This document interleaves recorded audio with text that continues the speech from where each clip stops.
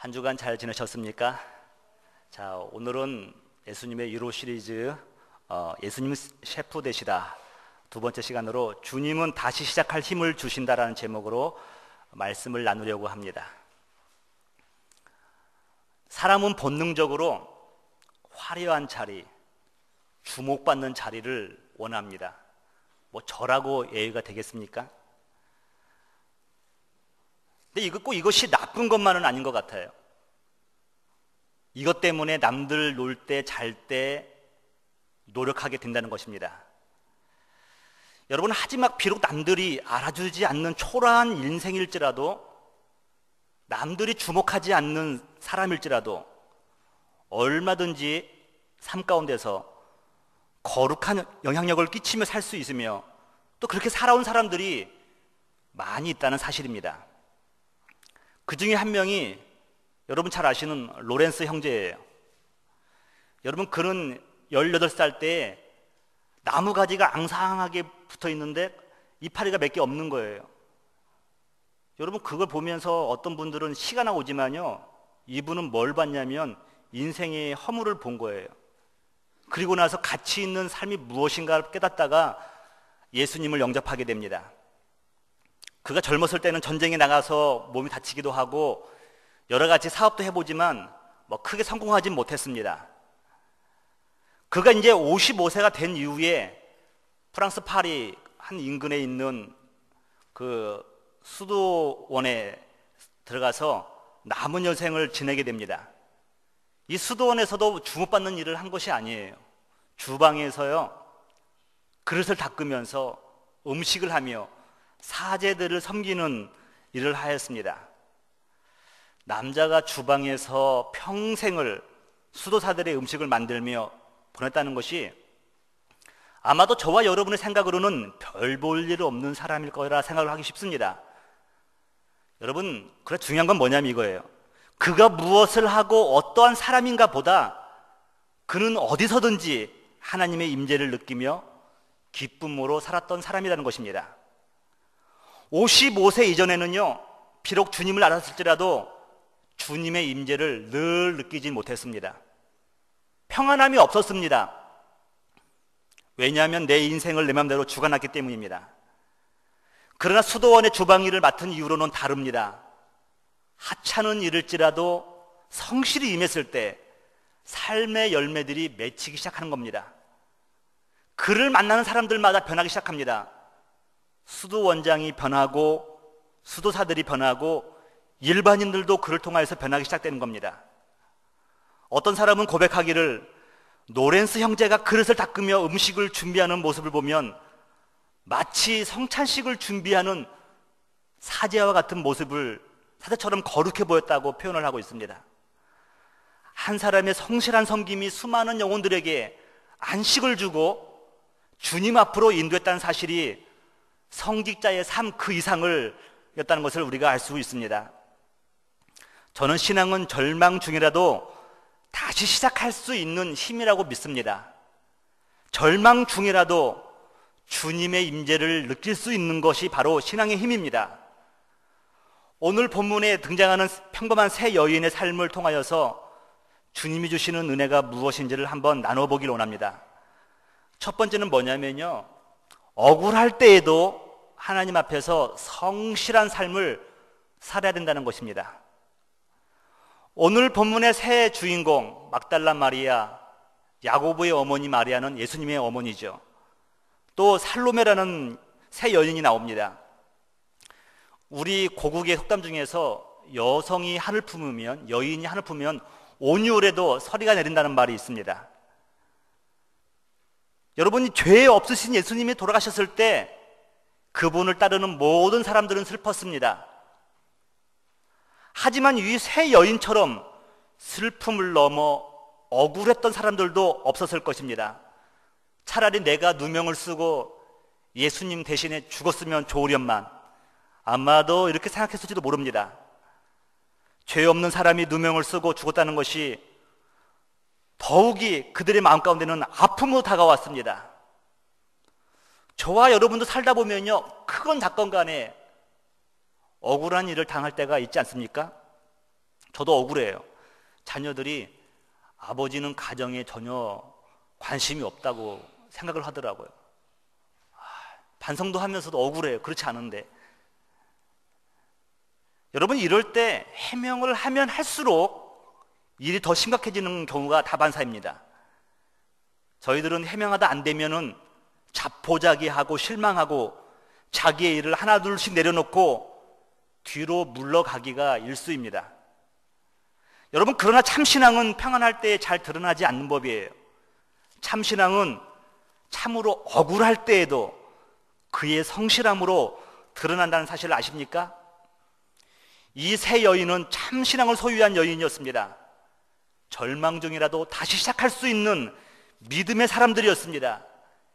이 여인들은 슬픔 중이라도 낭망 중이라도 해야 할 일이 무엇인지를 알고 행하는 여인들이었습니다.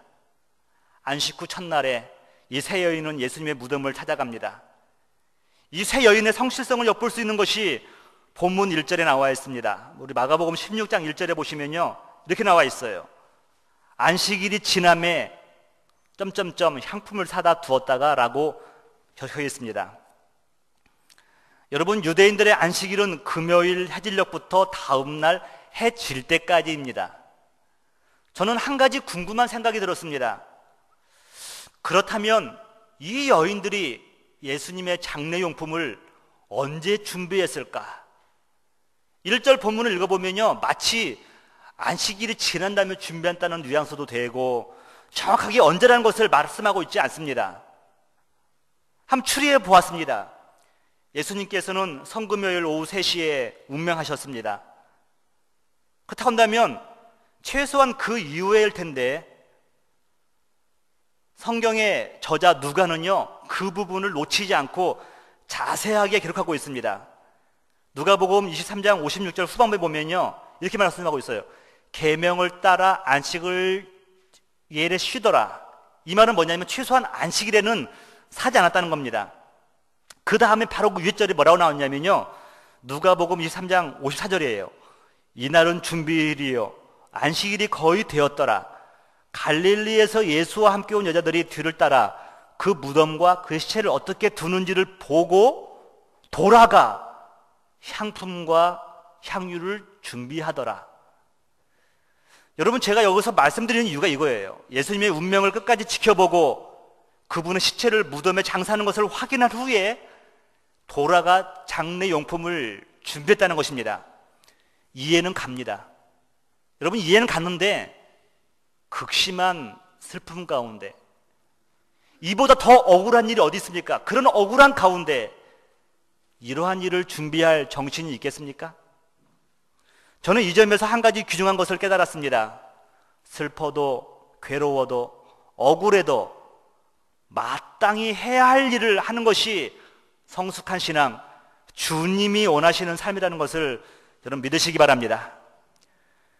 요셉의 별명을 한마디로 한다면 꿈의 사람, 형통한 사람이라고 우리는 다 기억합니다.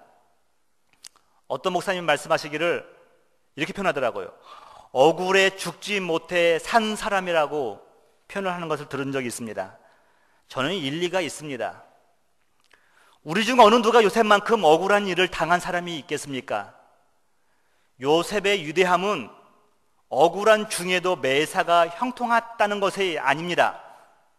한낱 히브리 노예가 애굽의 총리가 되었다는 것은 더더욱 아닙니다.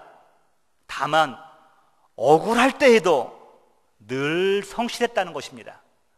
그 결과 하나님이 그와 함께 하시는 복을 누릴 수가 있었습니다.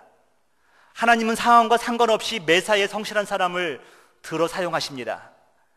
창세기 39장에 보니까 그가 요셉에게 자기의 집과 그의 모든 소유물을 주관하게 한 때부터 여호와께서 요셉을 위하여, 여러분 밑줄 그으세요. 요셉을 위하여, 보디발이 이쁜 게 아니라 요셉을 위하여 그 애굽 사람의 집에 복을 내리심으로 여호와의 복이 그의 집과 밭에 있는 모든 소유에 미친지라. 크리스찬의 삶은 이러한 삶이 되어야 될 줄 믿습니다. 보디발은 복받을 자격이 없는 사람인데 요셉 때문에 그 복을 누리는 거예요. 크리스찬의 삶은요, 여러분 때문에 예수님을 알지 못하는 자들이 복을 누리는 삶이라는 겁니다. 그게 어디서부터 왔습니까, 여러분? 요셉의 성실함으로부터 왔어요. 억울할 때에도 성실할 수 있는 마음이죠. 그래서 저는 깨달을 수 있는 것이 뭐냐면 우리의 성실함을 사람들은 보지 않을지라도 하나님께서는 바라보고 계시다는 사실입니다. 하나님이 바라보신다는 것이 두려움이 아니라 믿는 성도들에게는요 위로가 될 줄 믿습니다. 사랑하는 성도 여러분, 성실함은 하나님 앞에서 행하는 것입니다. 모쪼록 어떠한 상황 가운데도 성실하게 하나님을 섬기시는 여러분 되시기를 주님의 이름으로 축복합니다. 두 번째로는 근심 중이라도 나아가면 하나님께서 일하심을 바라볼 수 있다는 것입니다. 이 세 여인은 염려 속에 예수님의 무덤을 향해 갑니다. 오늘 본문 3절에 보시면 서로 말하되 누가 우리를 위하여 무덤 문에서 돌을 굴러 주리요 하더니, 이 여인은 걱정이 있습니다. 비록 새벽에 나가니까 저와 여러분 착각하는 거예요. 믿음이 좋을 수 있겠다. 그랬으면 좋겠지만 이 여인들은 믿음이 썩 좋은 여인들이 아닙니다. 기억력도 없어요. 이 여인이 가는 것은요,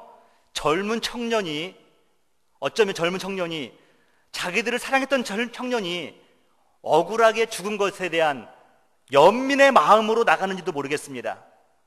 살아생전에 사랑을 많이 받았기 때문에 좀 마음의 위로를 받기 위해서 나갔을지도 모르겠습니다. 이 여인들은 예수님의 무덤 문에 막혀있는 그 돌의 크기를 보았습니다. 이 여성 3명의 힘을 합한다 할지라도 그것을 옮길 수 없다는 것을 알았습니다. 그래서 염려와 근심이 그 여인들의 마음을 붙잡았을지도 모릅니다. 여러분, 그런 중요한 게 뭐냐면요, 근심 속에서도 묵묵히 무덤을 향해 나아간다는 것입니다. 일반적으로 믿음이 좋은 것과 걱정과 근심이 전혀 없는 사람이라고 생각하는 사람들이 있습니다. 사실 걱정, 근심이 없는 것이 좋은 믿음이라고 우리가 그거 하는 것을 부인할 수는 없습니다. 하지만 진짜 믿음 좋다는 것은요, 걱정과 근심이 밀려올지라도 주님 앞으로 걸어나가는 사람이라고 저는 믿습니다. 2절에 보면 매우 일찍이 해도 들 때에 그 무덤으로 가며 마음에 걱정도 있고 두려움도 있지만 그걸 안고 가는 겁니다. 여러분, 살다 보면 왜 걱정과 근심이 없겠습니까? 그래도 가야 될 줄 믿습니다. 왜 그렇습니까? 믿음으로 나아간 자만이 하나님께서 일하심을 발견할 수 있기 때문입니다. 여러분 잘 아시는 찬송가에 이런 가사가 있습니다. 마음속에 근심이 있는 사람 주 예수 앞에 다 아뢰어라 말씀하고 있어요.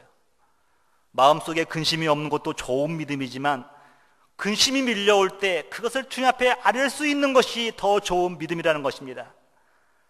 마음에는 여전히 걱정과 근심이 쌓였지만 믿음으로 나간 결과 그들은 놀라운 기적을 경험할 수 있었습니다. 여러분 4절에 보시면요, 눈을 들어 본즉 그랬어요. 믿음의 눈을 드시기를 주님의 이름으로 축복합니다. 들어보니까요, 그 다음 단을 놓치면 안 돼요. 벌써예요. already.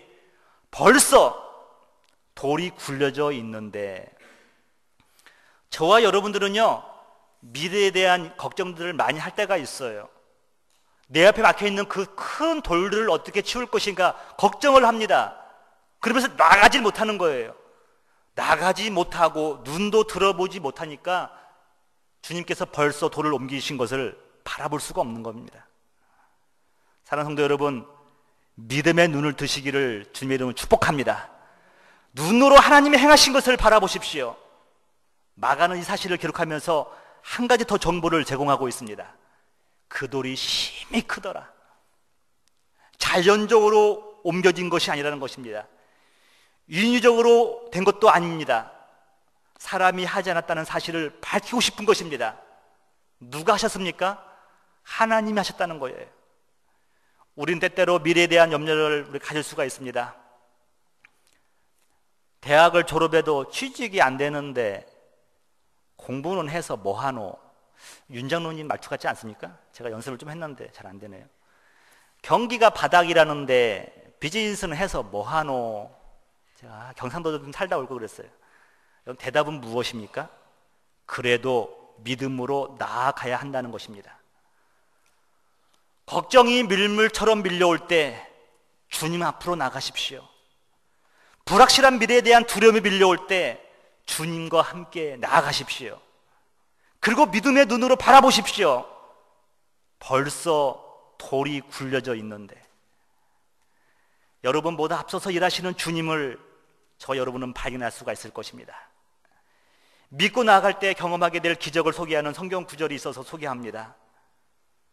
예수님께서 한 마을에 들어가니까요, 문둥병자, 나병 환자 10명이서 예수님을 바라보고 외칩니다.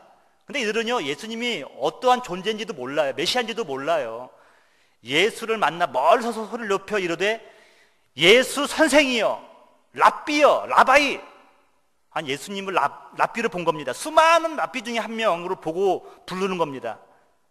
그러면서 말을 하는 거예요. 우리를 불쌍히 여기소서 하거늘. 여러분, 예수님께서 그들을 보신 다음에 뭐라고 말씀하시냐면요, 딴 말 아니에요. 불쌍히 여기소서 했더니만 예수님은 그들의 필요를 다 아시는 거예요. 그들에게 무슨 말씀하시냐면 딱 한마디예요. 가서 제사장들에게 너희 몸을 보이라.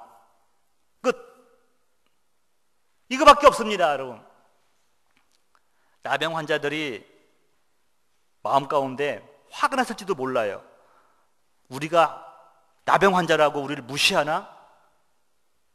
어린아이를 머리에 얹고 기도 음식을 받는데 우리들에게도 좀 안수기도 좀 해주면 안 되나?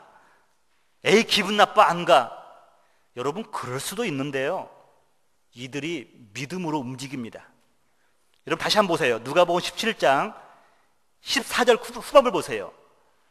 가서 제사장들에게 너희 몸을 보이라 하였더니, 다 같이 시작. 그들이 가다가 깨끗함을 받은지라. 여러분, 밑줄 그으세요. 가다가. 문둥병자들이 정상인 앞에 나타나면요, 돌에 맞아 죽을 수도 있는 겁니다. 돌에 맞아도 할 말이 없는 겁니다. 제사장에 보이라 하니까요, 믿음으로 나가는 겁니다. 성경에서는 그걸 적고 있어요. 그들이 가다가 깨끗함을 받은지라. 의사 누가가 적은 거니까 더 확실하겠죠.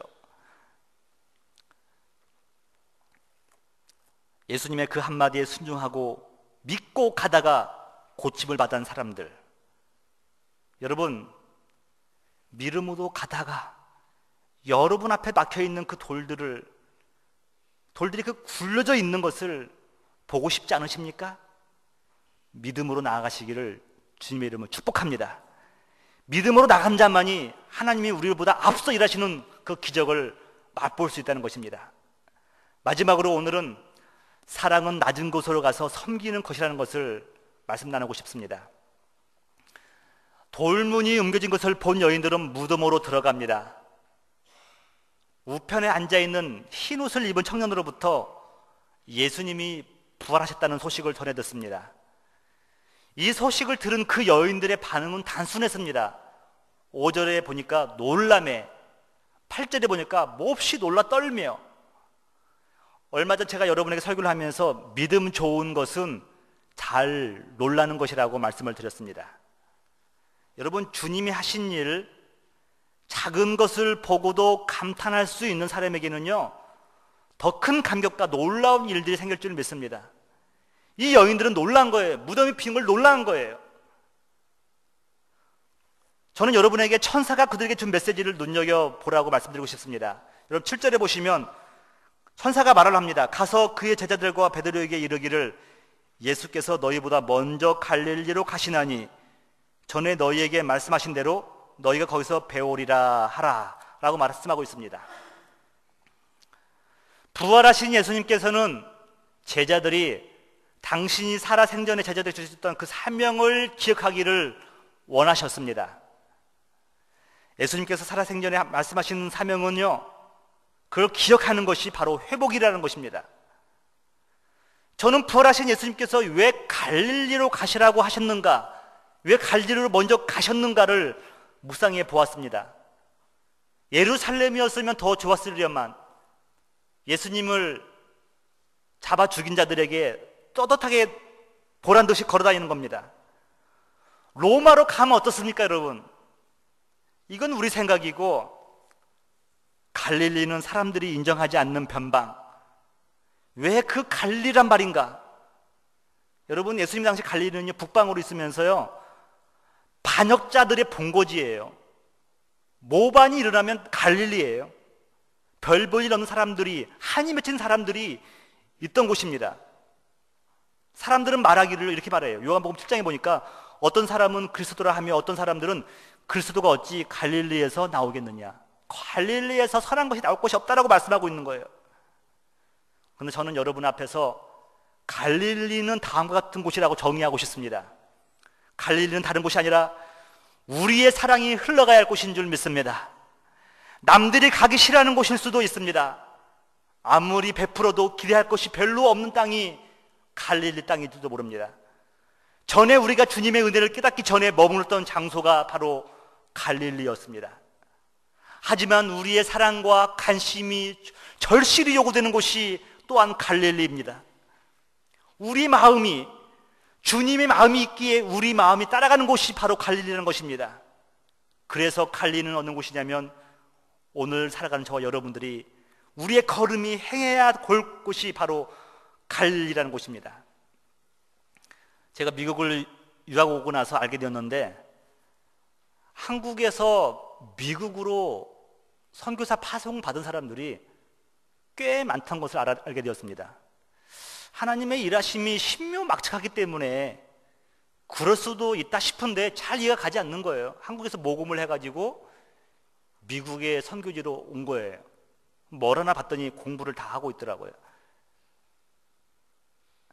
여러분, 사도 바울은 고린도 교회에 편지를 보내면서 은혜가 무엇인지를 다음같이 설명하고 있습니다. 어제 새벽에 보았던 말씀인데 고린도후서 8장 9절이에요. 우리 주 예수 그리스도의 은혜를 너희가 알거니와 부요하신 이로써 너희를 위하여 가난하게 되심은 그의 가난함으로 말미암아 너희를 부요하게 하려 하심이라라고 말씀하고 있어요. 예수님께서 갈릴리로 가신 이유는 분명합니다. 영적으로 변방이며 소외받은 죄인들을 만나 주시기 위해서 가신 줄 믿습니다. 영적으로 가난한 자들을 만나서 그들을 부유하게 하시기 위해서 가셨습니다. 근데 그 예수님이 저와 여러분을 부르십니다.